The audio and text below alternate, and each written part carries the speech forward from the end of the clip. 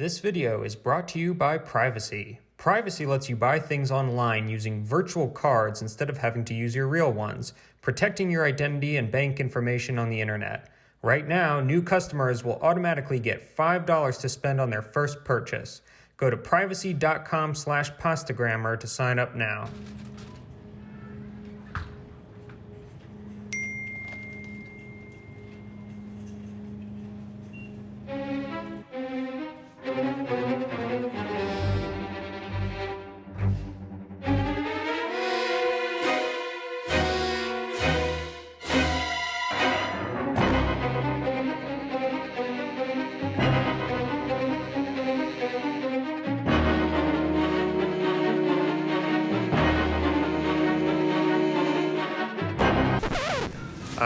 Ava, I'm gonna need backup. Hi, I'm Harper. Ciao, I'm Eva. And welcome to Pasta Grammar, where we explore all things Italian food. If that sounds like your cup of espresso, hit the subscribe button below. Ava and I get tons of questions. No, let me rephrase that. Ava gets tons of questions about tomatoes. There are lots of options in the store. How do you pick the right ones? When do you get canned tomatoes? When do you get fresh tomatoes? And most importantly, what the heck are San Marzano tomatoes? So today, we thought we would explore the ins and outs of Italian tomatoes, how to pick the right pomodoro for the right lavoro. Did that make sense? That makes sense. We went to the store, and as you can see, Ava grabbed a whole bunch of different kinds of tomatoes that are kind of her go-tos. I'm even a little unclear on when to use which kind and what all of these products are. So you're gonna have to explain it to me. So, Apple, we start from the fresh tomatoes. Yes, I can see you have a few different kinds here. And the first ones that are really drawing my eye are these, I guess they're heirloom tomatoes. They're what I would just call a big old tomato. This is very close to our Italian pomodoro costoluto. So is this like the kind of tomato you would make like into a sauce or something? These kind of tomatoes are perfect for a salad because they don't have a lot of juice to make the sauce. And they are very, very tasty when they eat them by themselves. So it's kind of so good you want to just eat it by itself in an unadulterated form. Absolutely, yes. Well, I've never really been a big salad eater, but you have blown me away with some salads in the past, so maybe you could show me a cool salad that's good for those tomatoes? Harper, I will show you the most famous Italian salad in the world.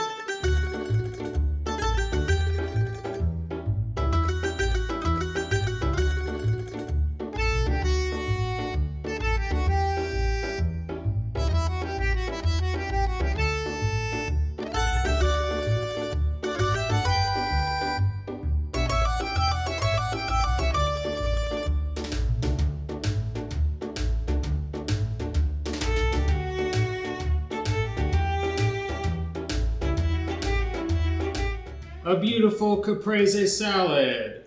This is a Caprese salad, right? That's the real name. This is a Caprese salad, or as we say in Italian, just Caprese. And it's the real one, because I saw several people put, for example, balsamic vinegar or some vinegar.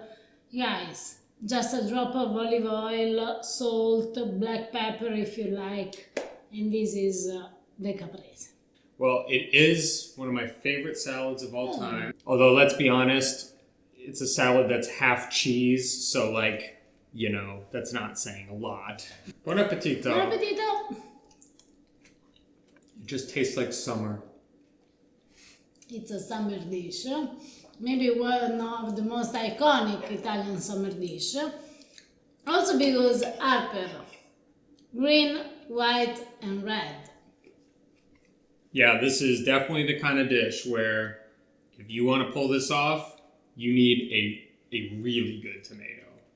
There's nothing to cover it up. There's nowhere to hide. If you don't have an excellent tomato, it all falls apart. Next, I see these, okay, I think what are they, plum tomatoes, Roma tomatoes. I see them a ton in the store, but I never really know what to do with them because they don't just seem like a normal tomato. These are Roma tomatoes. Now, Roma tomatoes is very good more or less for everything. So you can make a salad with them. You can make also a very, very good sauce with this, a homemade sauce. It's very easy to grow them. So that's why right now you find them in every kind of grocery shop.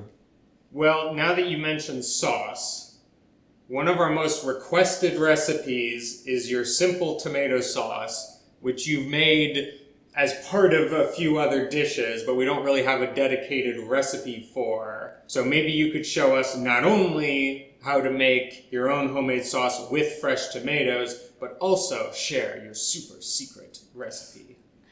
Harper, there isn't a secret, except to choose the right and good tomatoes. To make your own fresh tomato sauce, you need this tool. And this is a vegetables grind mill. Okay, this is a vegetable mill. And you are going to use this size because this will let just the juice of tomatoes come out while the peel of tomatoes will stay here.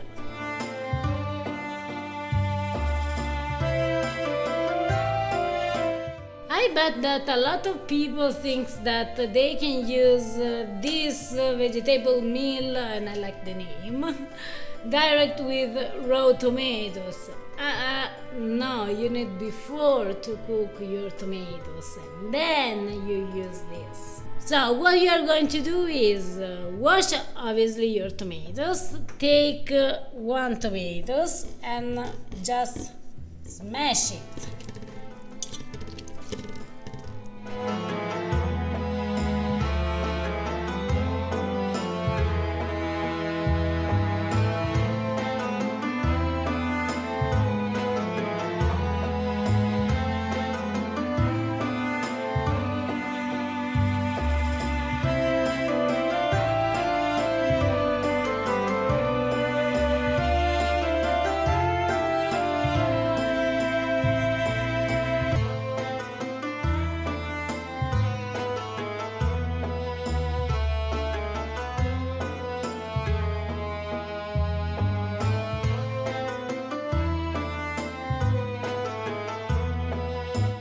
Guys, after 10 minutes that your homemade tomato sauce is cooking, it's time to taste it to see if the amount of salt is right.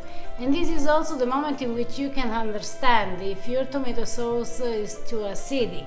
In this case, you can add a pinch of sugar because it helps to destroy the acidity of the tomatoes.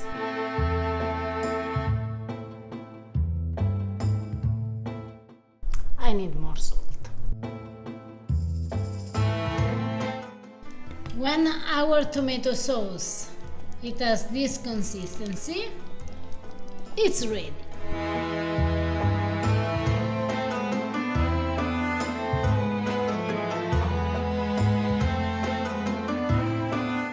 And there you have it, Ava's super secret tomato sauce recipe that is very, very complicated and difficult to make.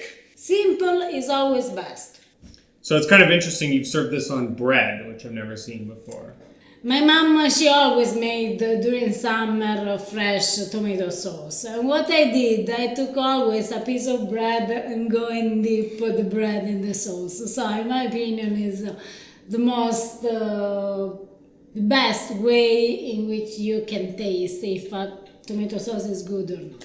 Well, let's do so. Buon appetito! Buon appetito. It's good. Baby Ava knew what she was doing when I she dipped bread in the sauce. That is delicious. What you can do also with this, if you don't have a good bread, for example, you can use also the friselle.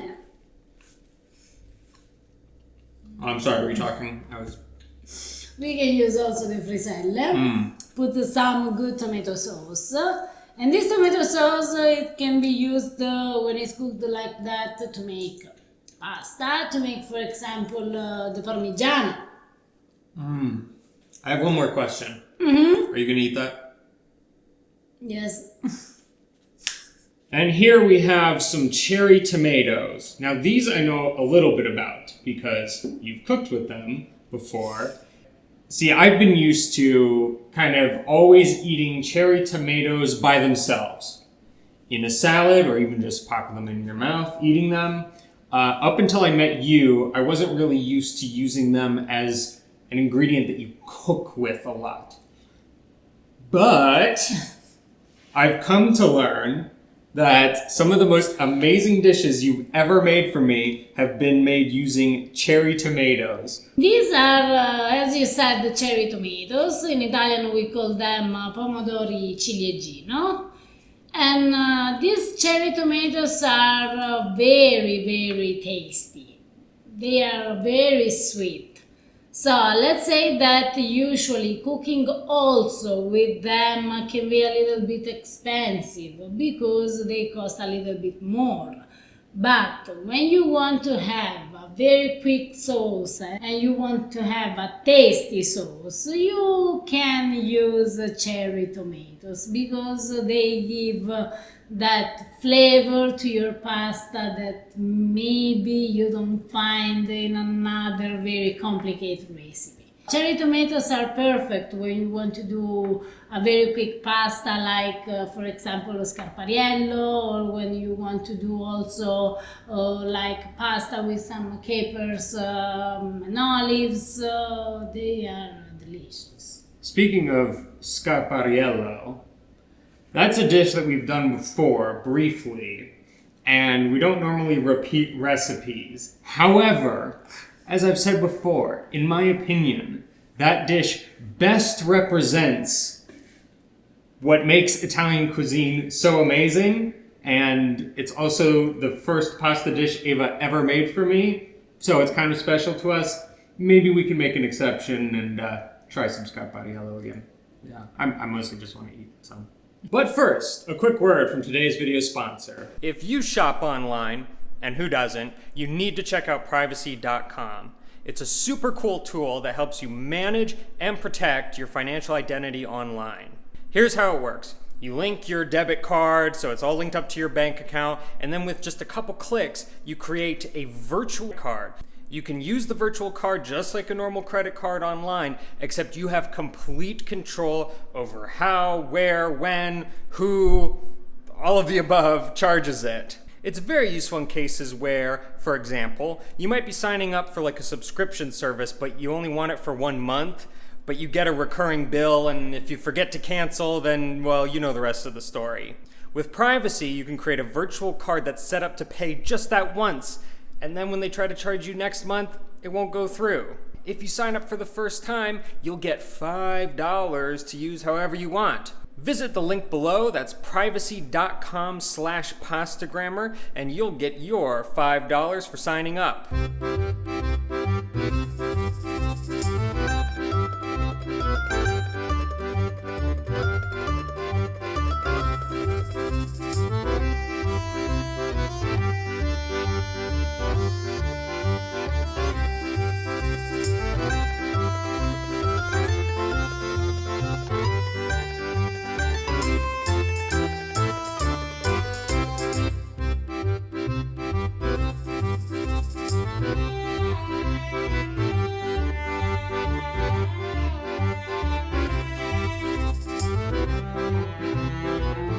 Few minutes.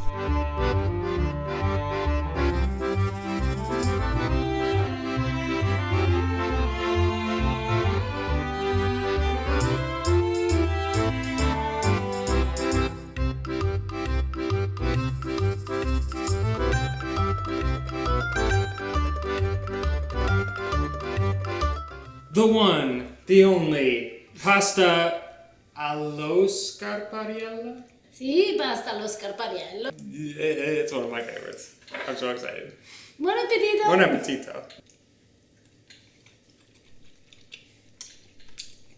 It's unbelievable how the cherry tomatoes, the olive oil, together with a good pasta can give something so extraordinary, because it's like...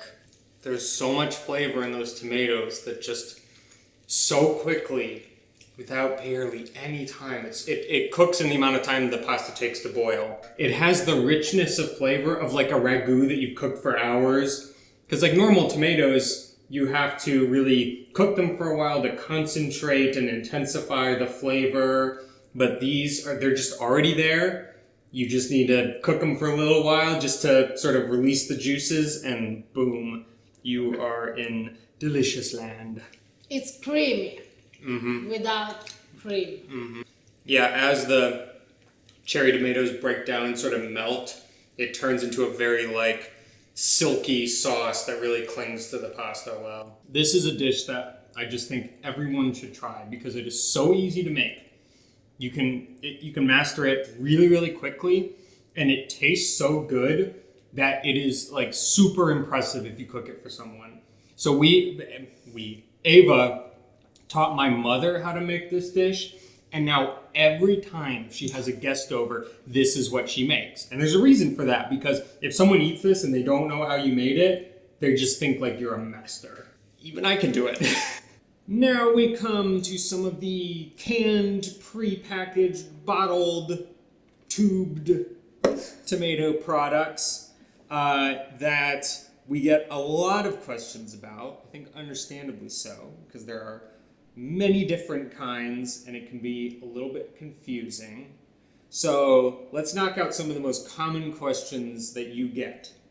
Number one, Ava, you've made so many recipes with tomatoes. Tomato sauces, and almost always you use either canned or bottled tomatoes.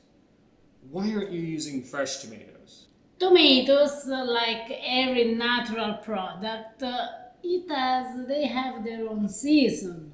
So usually the season for the tomatoes are from May, June, until September, the beginning of October. So usually during this period of time it's better if you use fresh tomatoes, because it's what nature gave to us. But when we are in January, you don't use fresh tomatoes. One, because they are not tasty. Second, because they are a little bit more expensive. So in this case, we are going to use the canned tomatoes that are much better during winter time. Why would you use one or the other? Like, why would you use a puree or a passata instead of whole peeled tomatoes? So you use a passata harper when you want, for example, to make the famous ragu alla bolognese. Because you don't need the chunk of tomato. So when you want a very smooth, even sauce. Perfect. But be sure that it's just tomato puree that there is written as ingredient. Tomatoes. We don't want basil, we don't want garlic, we don't want other herbs, because if we want, we are going to add while we are cooking. Personally, I like to use the whole peeled tomatoes when I make, for example, my pizza sauce, because I like having chunks of tomatoes. This doesn't mean that you can't use a passata di pomodoro or tomato puree for your pizza sauce. Personally, my preference is for the peeled whole tomatoes. Okay, but even if you decide to go with whole peeled tomatoes, you still have a few options, and one we get asked about the most is the famous San Marzano tomatoes.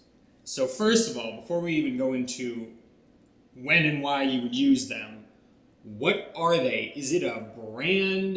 Is it a kind of tomato? The San Marzano tomatoes are a kind of tomatoes. Okay. And it's a kind of tomatoes that just grow in Campania, close to Napoli, very close to the Vesuvio. So that are the San Marzano tomatoes, and they are certified. They have a DOP, which means di origine protetta. So if a tomato that resemble a San Marzano doesn't come from that area, isn't a San Marzano. In Italy, it's very easy to find San Marzano because they produce a lot of San Marzano tomatoes. Here in America, because Napoli is a little bit far away, you can get San Marzano tomatoes because they are San Marzano tomatoes. Be sure that there is written product of Italy, that they are certified, and they are a little bit expensive. So, also myself, when I'm here in America, because they are expensive, I choose usually this one, that they are whole peeled tomatoes, but they are also very, very good. So, this choice is for when I'm in Italy, this for when I'm in America. I see. Well, speaking of which, our good friend Tony recommended that we try these Bianco di Napoli tomatoes. They're a tomato, they're not San Marzano, they're grown in California, but he is a gentleman who knows what he's talking about, and he says that they're just as good, if not better.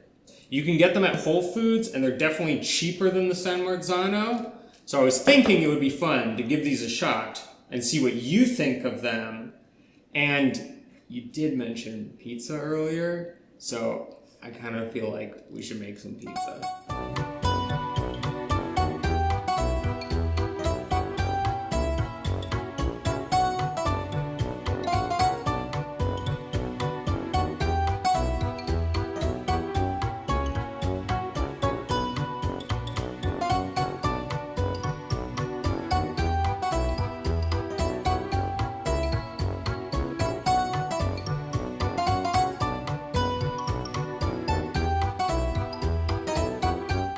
And what I'm going to do is just crush my peeled tomatoes, add olive oil, salt, and guys, that's it.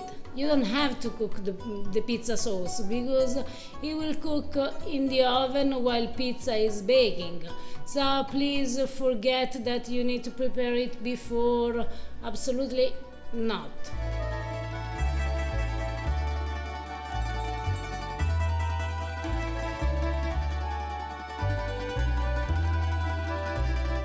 Ava normally prefers to make a simple margarita pizza, but today, on my request, we're gonna spice things up with some nduja. If you guys saw our nduja video that we made in Calabria, you might remember that we had found and mentioned this place called Tempesta that makes nduja in the United States. But you also may remember that we'd never tried it, we didn't know anything about them, didn't know how good it was. So when we were going through Chicago in our last video, we stopped in to try it. And it's amazing.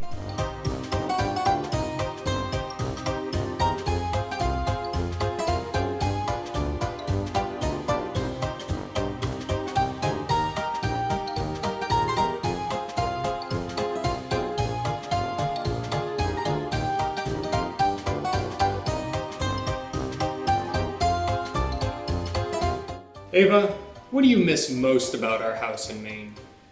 The brick oven. Me too. But hey, it gives us a chance to make pizza in Teglia again, or pan pizza, which is still pretty good. We haven't had it in like forever. This is my first nduja pizza. You never had? No. Also in Italy? No. Some people make fun of you for cutting the pizza with scissors, but I like it. It makes sense. Come on, it's like with the roll, sometimes you can cut, sometimes not. With this you're sure. So this is nduja, mozzarella, basil, and ricotta. Yes. Yes. Yes. What I have to say? You saw Yes. me. Buon Buon appetito. appetito. Yes.